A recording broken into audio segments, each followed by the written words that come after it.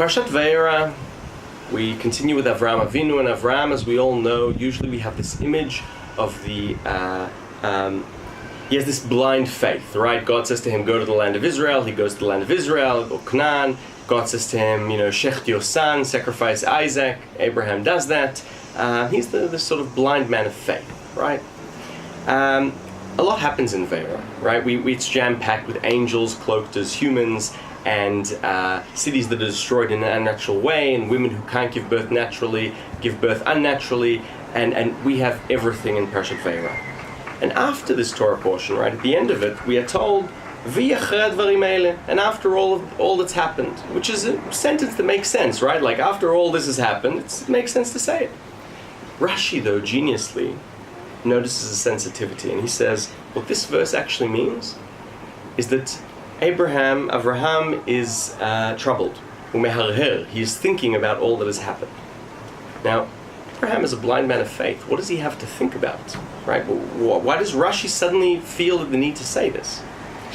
I think if we look at Parashat Vaera, we see a more complex picture and evolution in Abraham's relationship to faith.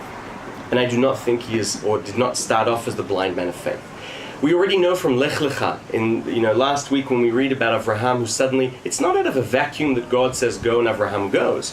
We know from Chazal, the Midrash, that Avraham empirically came to the conclusion that there is one God. How did he empirically come to the conclusion? He tried every other type of Avodah Zarah. He logically, cognitively, rationally decided there is one God. So when that one God speaks, he listens. But emotionally, make no mistake, emotionally, if we look at Parashat Vaera, emotionally it seems that Avraham has healthy, perhaps too healthy, a skeptical approach towards faith. The angels come at the beginning of the Torah portion to Avraham, and make no mistake as well, it seems apparent from the way the text presents itself that Avraham knows these are angels, knows that the unnatural, the supernatural is within the realms of natural. They suddenly pop out of nowhere. Not only do they pop out of nowhere, they know things that, how else would they know? In the middle of the meal they say, where is your wife Sarah? How do they know that he has a wife? How do they know that her name is Sarah? And despite this, and despite God's presence in this meal, when they are told, Avraham and Sarah, that Avraham is going to have a baby, Sarah laughs, much like Avraham laughed last week. Even though God's presence is here and they are being told something, it is hard for them to believe this is the case. And this becomes even more extreme and apparent with the case of Avimelech. Right, Avraham goes to this king Avimelech with his wife Sarah, and he tells Sarah to pretend to be his sister because he's afraid, the usual story, that they're going to kill him and take her. My question is a simple one.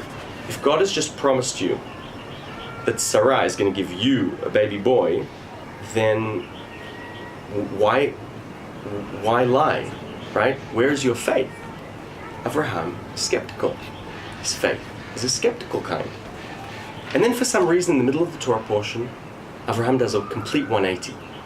And that is in the binding of Isaac. The binding of Isaac is the first time, it seems, where God asks something, and Avraham asks no questions whatsoever. He simply does it.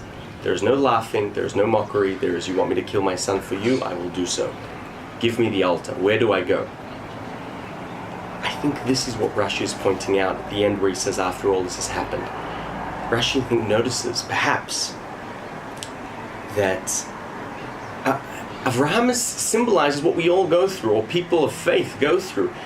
On the one hand, skepticism, healthy and sometimes too healthy skepticism towards the supernatural and the realms of natural, and then sometimes going a complete 180 from that to, of course, it is definite, there is a God and we do everything, and perhaps this Avraham's troubled thinking of what should be the right model of faith. Thoughts on Parashat Vaera. Shabbat Shalom.